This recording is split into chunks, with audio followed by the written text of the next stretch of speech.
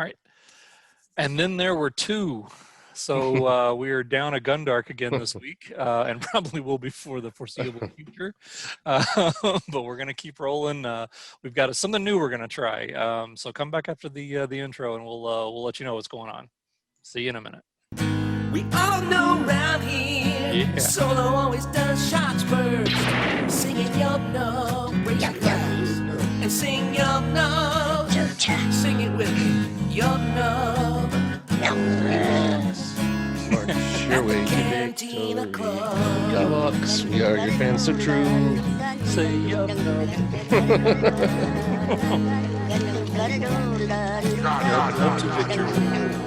All right. So this episode, we're going to try something a little different. We're going to be on the clock. This week, we're going to have 3 subjects we're going to talk about. And we have 10 minutes to just do a brief discussion on that particular topic. Probably won't get into too deep of a dive on any of this stuff, just kind of something to get a conversation going down in the comments and see if you guys want to go take these ideas and run with them like we are. All right. So, and there's no other real format beyond that. We're just going to start the clock, which I'm going to get it going on my phone right here. And we're going to start with so before we start the clock, the first subject we're going to talk about is Grogu, okay, also known as Baby Yoda. How does he fit into, what's that? The child. The child. How does Jimi he fit Hendrix into would Star say, Wars the child. The Grogu child. So how does he fit into Star Wars as we know it? In other words, what do we know about him?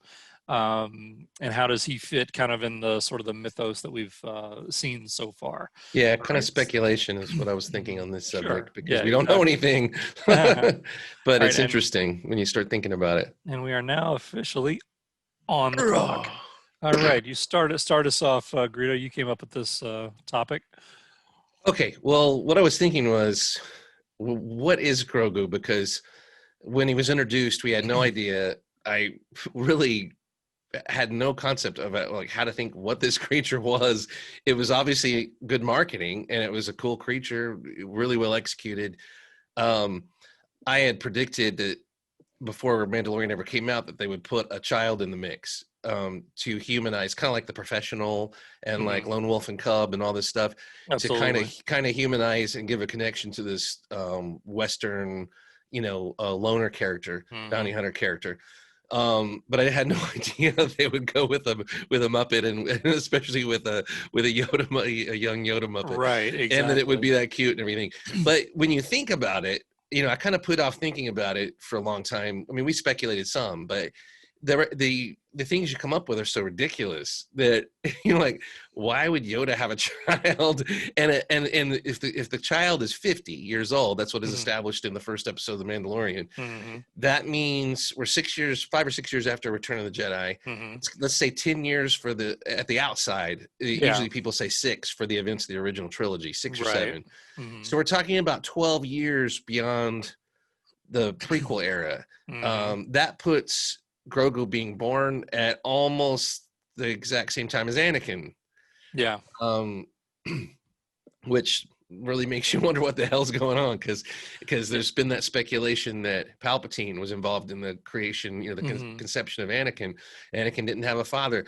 So anyway, you go back to this and you say Yoda would have been 860 years old, when Grogu was conceived, and he was a Jedi Master. So unless he's a total hypocrite, and he's not fulfilling what he's saying about attachments, then unless there was a reason or something, I can't imagine him being the father. But think about the lifespan of the child at being 50 and still being a toddler, and Yoda being 900 and reaching the end of his lifespan. That means that when Yoda was 200 years old or something, I don't know, I'd have to do the math, but he would have been a teenager or something somewhere along that point in his development, unless they pull some stunt like Yoda's species goes into a cocoon. I've always been waiting for this in The Mandalorian, for him to wake up and go and look for the child, and there's like a cocoon back there, and then it comes out and it's older, so they can change the puppet. But unless there's something like that goes on, Yoda must have had a time before he was a Jedi Master. And who knows if he was a youngling who was separated from his kind and trained from the earliest of ages, or if he followed a different path and realized he could become a Jedi or whatever later in life. So maybe he had a family that he then walked away from, or that he outlived, or I don't know. So Grogu could be one of his family members, either a direct descendant or like if Yoda had a sister or a brother or cousins, you know, could be from a wherever, nephew or something. yeah, maybe they shield the knowledge of the species from the galaxy at large for their own reasons, their own cultural reasons. Maybe they had a bad encounter with other life forms and they're isolationist. Maybe, you know, it could be anything. So anyway, what I'm speculating is I wonder if at this point, 50 years ago, if someone brought Grogu to the Jedi Temple and like left him on the steps, like the, you know, the kind of the story that's the generic story, or if it was, that's weird, there's like a female figure appearing. I saw that, yeah. I'm being haunted.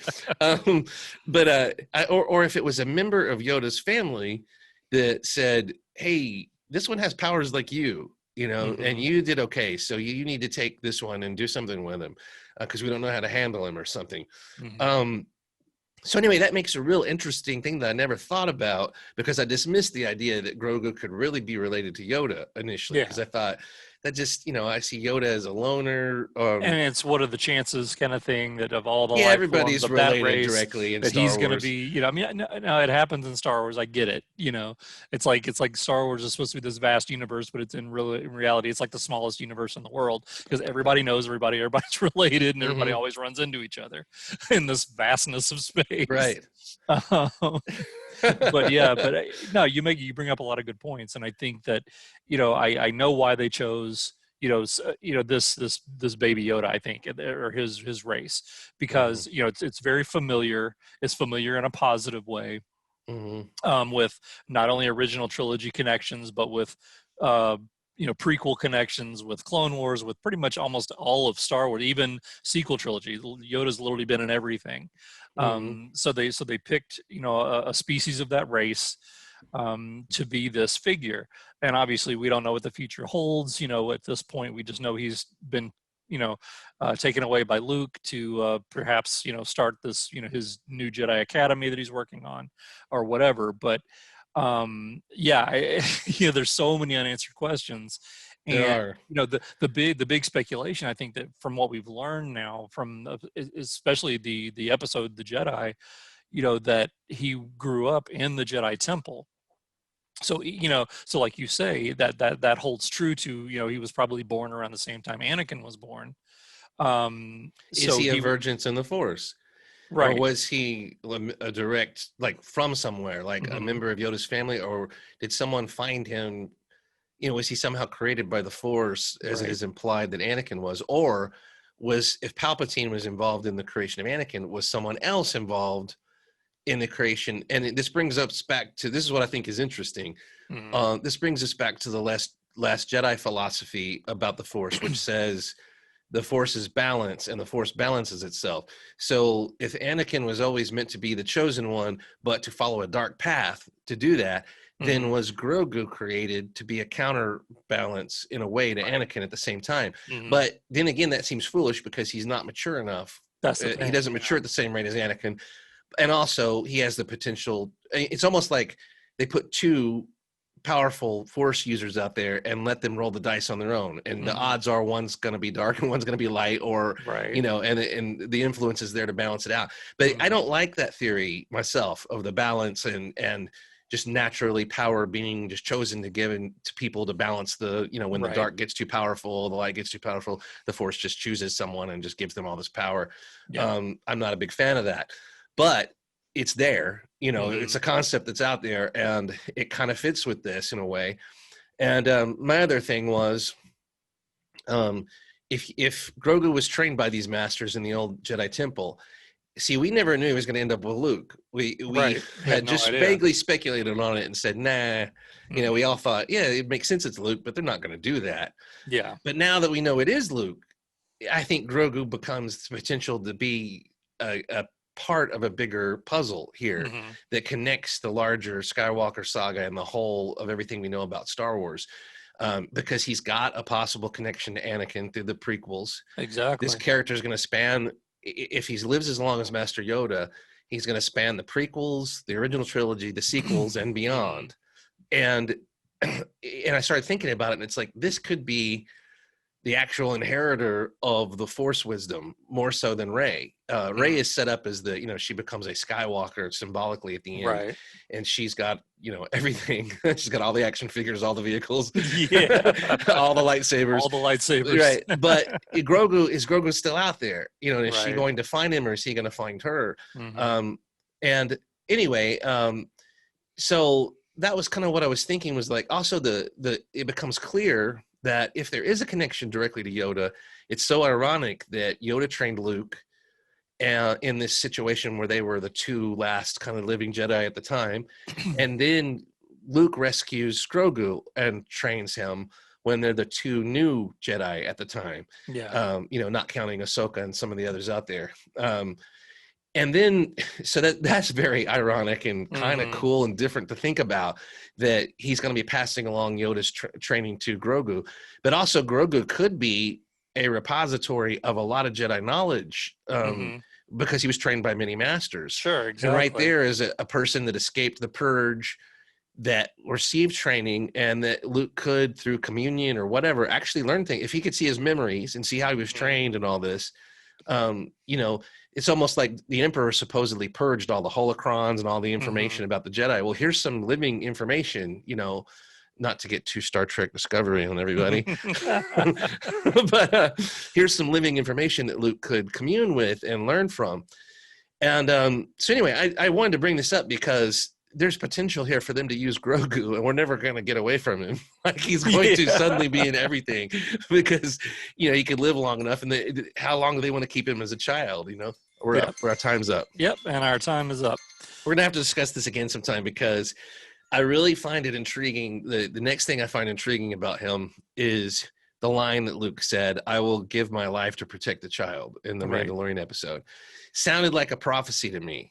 Sure. Not just a pledge, that I will defend the child. It does sound like he's saying, in the future, I will give my life to defend the child. Right, it's like he's prophesying it. So then I'm wondering, how are they going to tie this into what we saw on screen?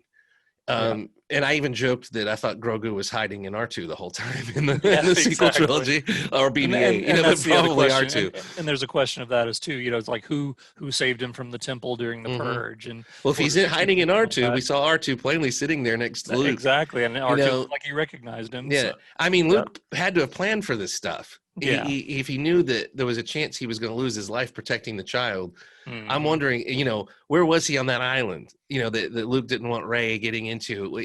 It's going to bring a whole new perspective of why Luke did the things he did, and I started thinking too that the way they communicated originally is a lot like Luke on that rock in The Last Jedi.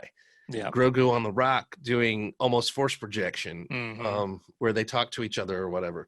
Anyway, I'll stop there because our time's up. We got to follow the rules. But we got to follow the rules. Okay. But there's a lot of stuff there to talk about. Yeah, exactly. All right. So for our next topic, let's get into, at least to a certain point, LucasFilm Wars is what we're going to call this section. I think this ties in too. I agree. This is about how the concepts are still being used, even though there's a claim that they're being erased. Yet we can see a link still. There's possibilities for them to link all this stuff together and still use it. The question out there is, are the powers that be at Lucasfilm, and who are they? Are they going to actually backtrack on the sequel trilogy at this point? So yeah, it definitely stands to reason that, we all know this, we don't need to go into all the controversy about the sequel trilogy. We know it's the most controversial of the Star Wars trilogies. Yes, the prequels got an inordinate amount of hate in the day. But now, of course, after time heals all wounds, and suddenly now, the prequels are looked on more favorably now. Not perfect, but more favorably than they were at the time. And now, of course, all the hate is being dumped on the sequel trilogy. And then you've got, as an answer to the sequel trilogy, you've got The Mandalorian, which is much more original trilogy in feel. It's obviously closer in timeline to the original trilogy, and it's basically being showrun by Favreau and Filoni, who are very old school Star Wars original trilogy kind of guys. So, I guess I guess to throw the question to you, Greedo, how do you see them actually tying what we're seeing in Mandalorian and what is coming up? Because obviously, Disney made their announcement last month, 6 weeks ago or so, about all these new projects coming up, and a lot of them are going to be built around the Mandalorian and kind of some of that lore that's being created as we speak. It's complicated, and I have no earthly idea. But I think the way they could approach it with these new projects is, they could, how the Mandalorian has been very sparse on information. Mhm. It is almost like like Samurai Jack or something. Almost like visual storytelling, where you can almost mute it and follow it along Right, with without the even hearing visuals. any of it. Yeah, there's even though there's visual world building, it's more like show don't tell. They show it to you. So I think with these new shows, there could be a through line of, we're going to keep our hands off the stuff that is going to be super important, that has a bearing on how all these things all tie together, and we're going to tell separate stories. And then certain shows will get the green light, or to be the connective tissue, Right. kind of like MCU style thing. Once they come up with all that, I don't see how they can come up with everything right now.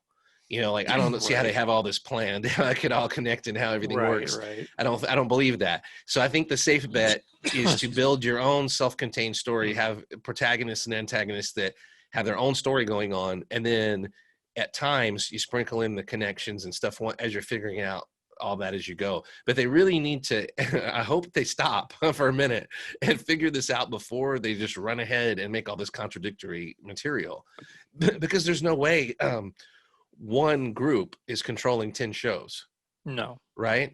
Sure. That are all in production fairly, one after the other. I don't believe there's one story group controlling, I just said at the risk of sounding like Han, there's not one all powerful story group controlling. I've seen a everything. lot of strange things. So I think there will be through things, and this is the question that comes up about, there's all these rumors about Lucasfilm Civil War, Winter Soldier Civil War, or whatever. Yeah. And we have no idea about this stuff. We don't have any sources of information. At this point, and I don't buy any of it, because there's too many people out there making a living off of just trolling this stuff and putting it on display and telling people what they want to hear. And if there wasn't money involved and stuff, but there's money involved, and I've said this from the beginning, the negativity will never die, because people are making money off the negativity. Exactly. And it's a shame, but there is a market for it, because everything was so watered down and dumbed down when things started going south. We were told, "Oh, you didn't see what you saw. Oh no, there's it's great. What's wrong with you?" And so then you have no choice, but to go look for people who have the same feelings you do, and that brings you into this negative realm, where everything starts turning bad, because that is an outlet for everyone. And so anyway, so I don't know about this Civil War stuff and Filoni and Favreau versus Kathleen Kennedy, but every major corporation and minor corporation, every office with more than two people has power struggles and agendas that they have to decide in board meetings, who gets the green light, who has more power, who's put in charge, whose idea they're going to go with. People get promoted, demoted. So of course there's something going on, Of course. Yeah. And the evidence of our own eyes makes me think there is something to this, but what we're seeing from the product. Where there's smoke, there's usually fire. But yes, how does the High Republic come into all this too?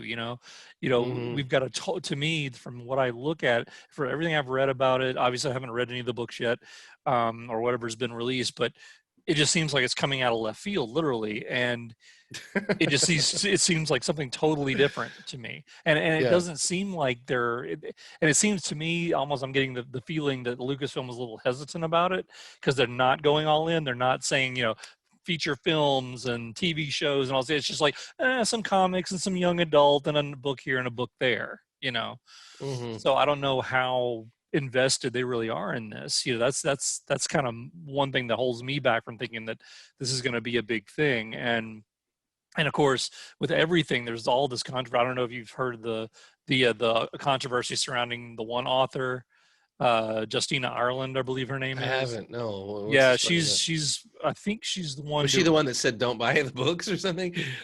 Yeah, I she's saw like, a if quote you don't about that, like but my I've not. politics, you're not gonna like my books. So just deal with Oh, it. That kind of a thing, you know. yeah, And that's politics in a galaxy far, far and away. that's the That makes thing. Yeah, sense. that's what's scary is Let's because die on that hill. Why I, not? I was yeah exactly. I was looking at some of the stuff, some videos, posted, and they're basically what she's being called out for is more than 100 plus racist tweets on Twitter. you know just all anti-white people, anti all this stuff, because Yeah.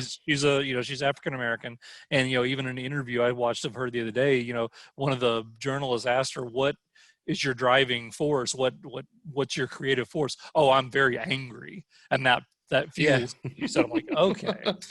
So Now, this is what we need. I kind of like that because, but I come from a different space as a musician. I've listened to a lot of angry Black musicians and Right. songwriters, and I understand. I like angry music and stuff. I like angry content when it has a reason to be angry. When it has a reason to be. Yeah. I don't like whining. politically agenda driven, which is what all this seems to be to me. Well, it depends on how you define it, but Yeah. but a person's politics don't bother me, because if it did, there's no way. I mean, unless they go register and they wear a T-shirt or whatever, saying what they are at all times, I'm not going to know when I watch something or read something, what the author's political views are. But yeah, I think it informs what you do, your politics or your beliefs. But the question is there an agenda here where Lucasfilm is putting these people forward? Who are pushing an agenda? That's and are you filling out a questionnaire saying this is my agenda? Oh, it matches ours, therefore you're hired. You know what I mean? Or are they just hiring good authors regardless? Regardless and of letting their them put their politics, politics in it as a natural extension of the author's ability? I doubt that. I think it's much more like, oh, we see things eye to eye. We're going to get along. Yeah. Which is, how does that work? That doesn't sound like a fair hiring practice to me at all.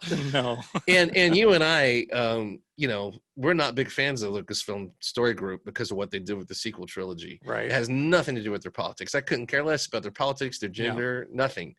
Right. I just, exactly. To me, they didn't step up and defend Star Wars. When the script was in front of them, that there was problems that they, somebody should have said, "Is this right for Star Wars?" It sounded like everybody was just happy as hell. Yeah, they were all on board. No, just go, run forward, no questioning why or anything. Right. Exactly. So yeah, I mean, so it remains to be seen, kind of, what really, what's going to happen when the dust settles over all this stuff. I think honestly, within the next 2 to 3 years is what's really going to tell the tale, when all of these announced projects start coming out and we really kind of see the direction they're going in, and what the overall fan reaction is to them. Is it going to be this, love fest like Mandalorian's created, or is it going to be more division like, the sequel trilogy was, and like it seems to be High Republic's creating? And not to crap on Jar Jar, but the Star Wars is still about marketing. It's still, and Disney is too, and it's about selling products. And are we going to have the all the Jar Jar toys sitting there rotting on the shelves that nobody wanted, or is it going to be Grogu, where everybody's waiting, back order, trying to get the next stuff, thing? And then you see it in the stores, and it's still, there's a lot in the stores, but it still sells. Right. All right, that's our time for that topic.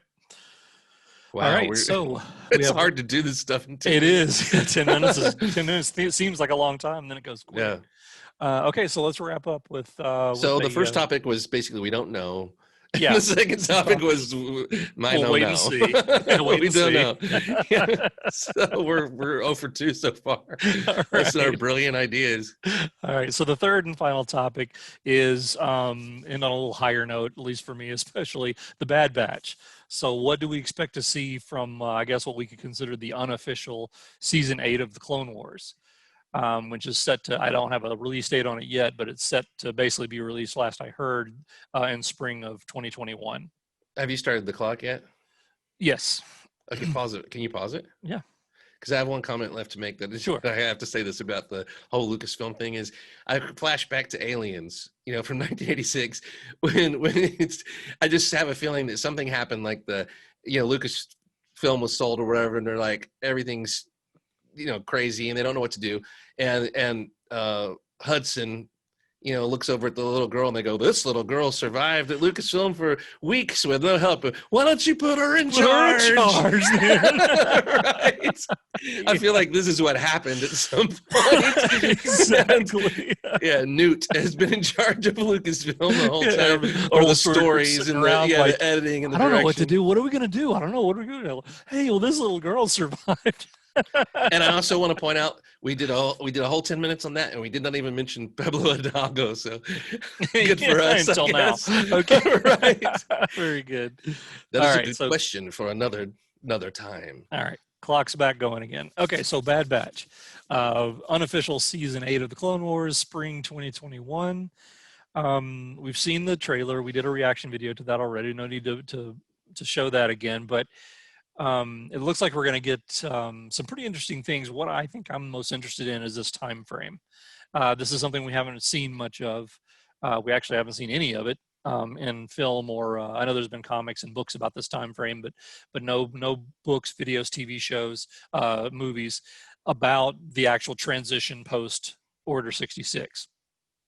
And kind of how the Empire sort of transitions into the controlling, dominating, political entity in the universe, in the galaxy. So I'm really interested to see what that's going to be. So the shot of Vader walking out on the Star Destroyer bridge with the Emperor, and there's just the Death Star being built right there. Just suddenly, that didn't do it for you as far as exploring that entire time frame. No, we all know where it ultimately was going to go, but I mean, we haven't seen the details of how it actually step by step got there. Because like. I think the unique thing for me is, these clone troopers. How do these clone troopers adapt? The ones that don't have the chips, the ones that don't just suddenly turn into, the. Were there ones that didn't have the chips? Troopers. What's that? Were there ones that didn't have the chips? Is that what the Bad Batch is? Yeah, Bad Batch. Yeah, they aren't. They were kind of rejected and then reused, correct, or something. Right, because they were basically mutants. They would be like the X-Men of the Star Wars world, I guess. Right. They're like the mutants, so they were kind of the rejects. Like, I don't know if you remember the. Or they're like the guy from Texas Chainsaw Massacre, just replicated. Right. Kind of like I don't know if you remember the episode with 99. Yes. The clone, the deformed clone. Like those rejects, they don't have the chips and things like that. They, so some of these, guys are going to have to literally be like regular people, as it were, trying to adapt to this new system of government, this new system of military rule. I just thought of one thing that'd be really interesting. Sure. Is if they tell the backstory. Mm-hmm. Because about how they didn't the Bad Batch just show up in an episode when they were first introduced? Mm-hmm. It'd be really cool if they go back and show how that was formed and who was the guy or entity or whatever that looked at these rejects and decided to turn them into a fighting force and give them another chance and turn them into super soldiers, basically. Yeah, and give them a chance to be more than just janitors. Because I think there's an episode where the clones that fail are like the janitors and stuff, right? Yeah, on the Camino, that's like 99. He's right. The janitor. He's like the one cleaning up after him, and he's like the locker room kid or something. Right. So I think they could do flashbacks for either each character or for the whole group, and show how the group was formed, or tell the story slightly out of order or something, and just go back there somehow through some storytelling. Well, I mean, device. Telling stories out of order is kind of Clone Wars specialty. They jumped all over the place, chronologically speaking. So I could definitely see them doing that. I think that's more interesting to me, that concept of how they were formed and what they are and what gave them their identities and all that. It would be really cool stuff to watch. As far as what happens in Order 66 and do they stick with the Empire? I get the feeling they're not going to. No, they're definitely not going to. I'm not saying they are. What I'm interested to see is how they adapt to life.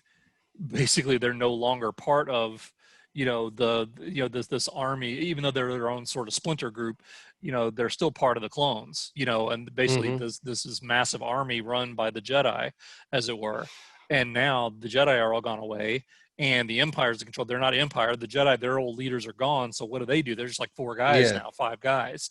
Yeah, so you can't see the Empire seeing the value of having them still around. Oh no, absolutely not. People who don't obey orders and who have these weird abilities, right? And They don't are impulsive, they don't want rogues and creative. renegades. They want people that are just gonna, literally march to their tune that they. But you can't make them. You can't make them bounty hunters. That's already been done. Right. So that if they become rebels, it's just like Rebels season 4 or whatever. It's got to be something. Maybe they'll find a cause, like maybe it'll be like the Equalizer, where they go around helping people, with their abilities or whatever, or getting hired like mercenaries. Yeah, I agree. I think it'll be interesting to see. And then, of course, we've got, based on the trailer that we saw, we're going to see more of Fennec Shand, whom we now have seen, obviously, in The Mandalorian, who's made multiple appearances in Mandalorian. She appeared a couple of two to 3 times in the trailer, so she's going to be, not necessarily, she's probably all from the same episode, but maybe even if it's one episode, we might get some more backstory on her character and kind of see how she fits into the overall Star Wars mythos, as it were. So I'm definitely looking forward to that. Which kind of implies there's a criminal or bounty hunter element or something, or mercenary. She was a mercenary of a type.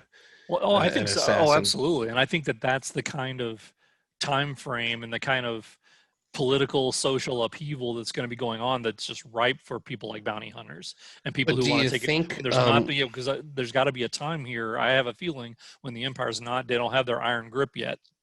Right. And in that chaos, there's going to be people like bounty hunters and these, clones that aren't the standard batch, the bad batch, that are going to be able to have their own kind of say in how things go, develop for themselves for a while. Do you think we could see Vader or Thrawn or some of those characters that were used in the animated stuff because they'd be active in this time frame?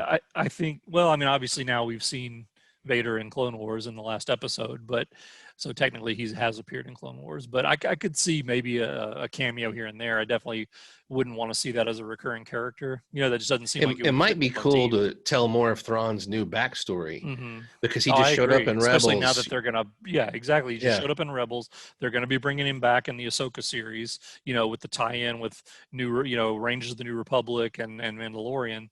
So so it definitely is ripe ground for showing even more backstory on Thrawn. There's also that possibility. I hope they don't go this way, but they could show us some of the Empire turning the turning Mandalore into glass scenario. Oh, I agree. Because the Bad Batch could be originally part of the group ordered to go punish Mandalore or whatever. I would think it'd be interesting if there's a storyline showing where they start to veer off from their command and all that. And it's the reason I thought of Vader's because I think it'd be cool to bring in the 501st. Into canon somewhere or into these stories somewhere, and this would be a good time frame for the 501st to be established as Vader's troops or whatever.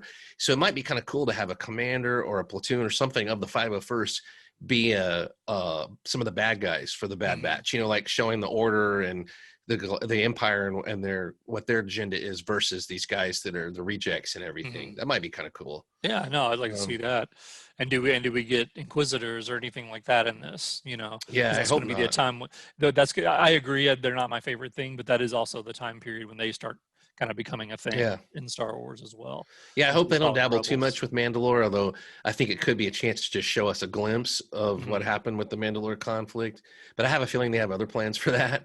I think so too, and I think that it all boils down to how much sort of influence Filoni is going to have on this show. Which, from what I understand, he's not going to be as hands-on because obviously he's working on Mandalorian, he's working on Ahsoka, things like that. So, and obviously I know Bad Batch is basically done at this point. It's ready to be released, but how much influence, how much say has he had in this? Is he just going to be one of those distant sort of, look at it and give his nod of approval? Or, I know he's not there day to day scripting it out like he was with Clone Wars, Is he going to move now more permanently into live action? He's directed live action now. that seems where to be, why would you stick with, I mean, you'd want to, if your passion is animation, you could always go back to it and do it, but there's got to be people under him that he can hand the animation stuff off to, that could kind of be the next Filoni or whatever, the people that have been trained to take that over. Exactly. But yeah, I guess it's going to give a Clone Wars fix for those people who want to see more of that. And yeah, and we'll have potentially 20 years in there where, at least, at least 10 where things could happen. Yeah, exactly. Yeah. I mean, it seems like an open page, and I'm really interested to see kind of where they take it. Yeah. Agreed. It could just be a continuation of a Clone Wars type thing with a lot of, I mean, the animation stories. style, they didn't seem to change the animation style that much based on what we saw in the previews. So that's why I kind of was calling it just sort of an unofficial season 8 of the Clone Wars, We might see Hondo or whatever. Yeah, that'd be great. I'd love we might revisit a lot of Clone Wars characters. So. Yeah, he is. All right, so that's our time on that. Okay, so that's our first sort of dry run on that. We'll see how that works, and next time we'll come up with some more topics and see how we do with that. Okay, so before we go, Greedo threw out an idea about giving a sort of a recommendation of just it doesn't have to be Star Wars, just something that we're watching right now that we recommend that you guys go check out and see if you like it. So since your idea, Greedo, why don't you start us off? Okay, yeah, we have to come up with a title for this. It needs to be, I don't know, like Kessel Run or Carbonite or something. I don't know. Good or bad. Do you want to go get invested in this, or is it a is it award ceremony, or is it or is it a Rancor pit? Is it a Rancor pit? I like Rancor pit for the bad. That sounds good. We'll have to come up with a title good and bad. Yeah, we'll put a title up before we put this on. Yeah, is it whatever the good drink is, or is it blue milk? Yeah, my original idea was to let's recommend something we've seen, and I've got plenty to recommend, but I was talking about people dwelling on the negative. I want to dwell on the negative for a second, and I want to just throw out a big Carbonite, put it in Carbonite to the stand 2020, 2021, the one that's coming out right now. Okay. I don't know if you've seen it. No, I have not. If there's a bigger Stephen King fan in this Zoom chat, he's probably whichever way. He's it's not here, okay? Although I've read plenty of Stephen King. I think you I had my period where I read dozens and dozens of Stephen King books back in the day. Yeah. And I think we'd both agree that The Stand is very flawed, but is also an incredible book. Anyway, all I want to say is I gave it a chance. I wasn't a huge fan of the original miniseries either because of its flaws. And because like it or anything else that Stephen King does an epic book on, it's very hard to put on very film. Hard to transition that into which we saw. It Part 1 in the movies I thought was great. It Part 2 felt like you were watching the same exact movie over again. So it's something that works in literary form doesn't always work it did not work at all. Visually it was the same exact thing. It had no stakes. The stakes were gone. But this show it's an apocalyptic show about an apocalyptic book about a disease. In the book there's fear, horror, paranoia, death, and that's just like chapter 1. And I mean, and it is explicit, horrific. This was one of the first things I remember as a young person reading about the possibility of a modern plague and being freaking terrified. Because it was so well visualized and it really grabs a hold of you. That's why I love the first half of the book. Stephen King literally divides it, like here's the good book and here's the shit book. So I love the first one for the most part. I mean, there's some characters I hate. Anyway, this show has no stakes. None. It's an apocalypse where no one seems to die. Everyone dies off screen, and and there's no fear. All the characters seem totally relaxed, even though everyone around them is dropping dead. They seem to know in the first 10 minutes that they're not going to die. Right. They're like, So they're oh, calm and cool. I don't have a fever, so I must Gotcha. be immune. It's like, how do they know that? And they show almost no grief over the world ending. It just seems like barely an inconvenience, kind of like oh, it's super easy, barely inconvenient. Barely an inconvenience. End of the world. That sounds terrible. No, it's actually super easy. Yeah, and so, but they tell the story out of sync, out of time. It's kind of like Lost. They're trying to be like Lost, but Lost showed you a point in time and then flashed back from there based on individual characters' perspectives to fill their It still had a backstory. main timeline it was following. Yes, it was easy to keep up it with. Just jumped forward and backwards. Right. It didn't just it would go show you everywhere. the perspective of a certain character, and it would always be different than what you expected, and that's what kept you on the edge of your seat. This starts with people in the Boulder free zone. Spoilers, sorry. Which shows that the people are safe. The main characters are safe, and so they're you like, already know. They're like, oh, welcome to Boulder. So immediately you're saying the stakes are there's away. no stakes. Then you flash back to them in peril, and it's like, can't I have just a little peril? No, you can't, because you saw them safe. So, and not only that, but they're just relaxed as hell. They're just like, end of the world, I guess, Okay. And the horror of Captain Trips, like the scene in the book I still remember, where Franny, watches her parents die. I think in the book it was both her parents, but I could be wrong. But there's a whole pages where she has to get their bodies from the upstairs bedroom down to the garden or whatever to bury them. And it's about the horror of a person who suddenly has nobody to rely on, no help, and is almost powerless, having to deal with death and deal with the just horrible mess of their family dying, and how to try to respectfully bury them when you can't even freaking get them down the stairs, Yeah. And that's gone. That scene is not even in the show. And wow. I also remember the tunnel scene from The Stand, when they're leaving New York and they go through the New York tunnel, the Brooklyn tunnel, whatever it is. That's horrifying in the book. I mean, it's so intense. That's just completely gone. Like, it doesn't exist, Wow. It may come in later, but later's too late. It's crazy. So it's very confusing. It's out of time. There's no stakes. Everyone seems relaxed. No one's sick. And and the whole plague is super easy, barely inconvenient.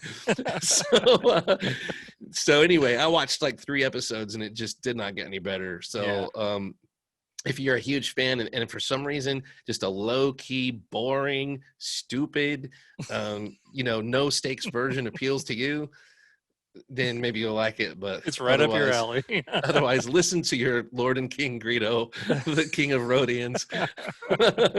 It's Oscar. Terrible. Don't waste your time. Oscar. And that went on as long as one of our segments, so sorry about that. I know. I was supposed to just say, I don't recommend it. Yeah. It's bad. It's bad. It's All not right. Jaws 3D bad. It's just a huge waste. But Jaws 3D was just hilarious. That just was amazingly hilarious. Still can't believe we saw that in the theater. What's more hilarious, though, Jaws 3D or Jaws 4: The Revenge, when Michael Caine comes out of the biplane and goes, "Hi everybody, I'm here," and then and the shark jumps on him. We could not believe our eyes, ears, or anything when we saw that. That's so He's like, bad. I'm here for my check. Yeah, exactly. My appearance fee. This is the most pointless character ever. All right, what do you got? Okay, so I'm gonna actually go with a positive recommendation. And actually it's a show you turned me on to that I'm now obsessed with, which is Ozark. I turned you on to that. Yeah. Maybe I should have recommended that today since it worked out for you. It definitely I forgot I recommended it to you. Yeah. But yeah, I love the show. It's I mean, it can get dark and it can get heavy, but it's good. It is really. That's where it lives. Yeah, it lives heavy, but it's really good, really intense. It makes you want to just binge your way all the way through it. And it's only taken me about a week and a half to get through almost all 3 seasons of it so far. But yeah, I'm basically watching about 2 episodes a night right now. So I'm keeping you from it right now. Actually, I just finished 2 episodes right before we did this. Oh, okay. Never mind. Yeah. So, but yeah, and it's currently, so in case you're interested, it's on Netflix series. and it's a Netflix original, and it's currently got 3 seasons out. They're in production on season 4, which they've said is going to be the final season. So they're 10 episodes per season, 30 episodes Keep so it tight. far. So yeah, it's very well worth it.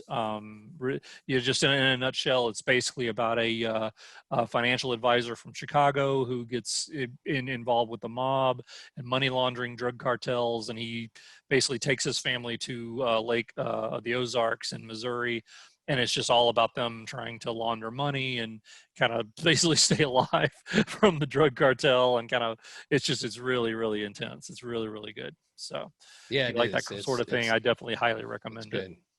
It is like, I imagine that it and the series Justified almost occur in the same, like Justified is in Kentucky and Ozark is in Missouri mostly. And they have a very similar, like these people occupy the same universe, you know. Okay, the people that live in Missouri and the ones that live in Kentucky. Yeah, basically, it's kind of like that. Right. But interesting. Yeah, good show. It is a good show. Highly recommended. So that's it. Greedo slammed the stand for 10 minutes, and Corellian recommends Ozark. I grew up around the Ozarks, so in Arkansas though. Yeah, the Arkansas. We used to drive over them before they had the tunnel going underneath them, and had many frightening drives over those mountains with fog in the night and stuff. So, and your brakes smoking going down the other side. But that was scarier than the show. Yeah. All right. So I think that's it. I think that's it for us this time. Hope you like the format of this type of show. We'll probably be doing some more of these. And again, as always, hit the subscribe, hit the little bell thing. That way you'll actually get the little bell thing. The little bell thing. That way you'll actually get notifications when we post new episodes. And every time you hit that bell, a biker trooper punches Grogu in the face. So just envision that and click on that bell. There you go. Repeatedly. No. We like Grogu. Okay. But so like us, subscribe to us. Leave us some comments in the bottom. We love having a chat with you guys. It's been a lot of fun lately. So definitely keep that going. And we will see you next time. Thanks for joining us. Take it easy. Yeah. We all know around here, Solo always does shots first. Singing yo no, raise your glass and sing yo no. Sing it with me, yo no. Well, that was fun. I enjoyed that format. At the Cantina Club. Oh,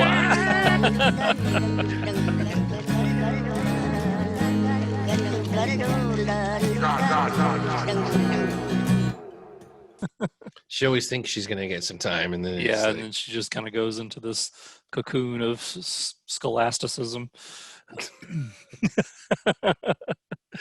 Scholastosis. Scholastosis. I got the scholastosis. The school of Dara.